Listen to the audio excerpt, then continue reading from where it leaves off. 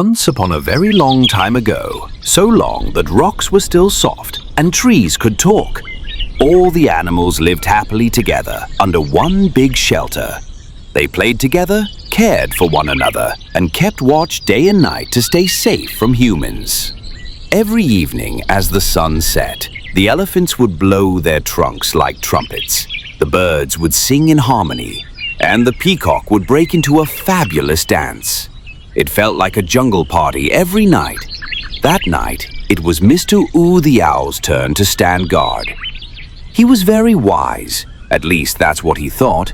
With his big, round eyes, he scanned the forest, watching for danger. Suddenly, a bush rustled. Crackle, crackle, out popped a small human boy. "Oh no!" cried Mr. Oo. "Don't catch me. I'm far too wise to be tasty. Pick a cow, a goat, or even a cat. They're much more delicious. I'm probably chewy and boring." But the boy said nothing. He just shrugged and lit a fire under the animals' shelter. All the animals jumped up from their sleep in panic. "Fire! Fire!" they cried. Some insects quickly dug into the ground. Some animals ran to the river and never came back. The birds flapped their wings and flew into the night sky.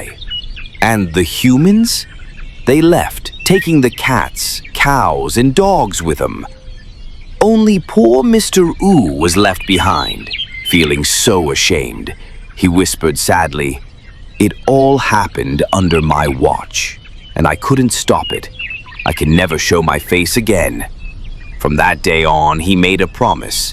"I will never be seen in the daylight again. I'll only come out at night to fly and eat, quietly." And that's why even today, owls only come out at night, because Mr. Oo is still hiding his face from the other animals.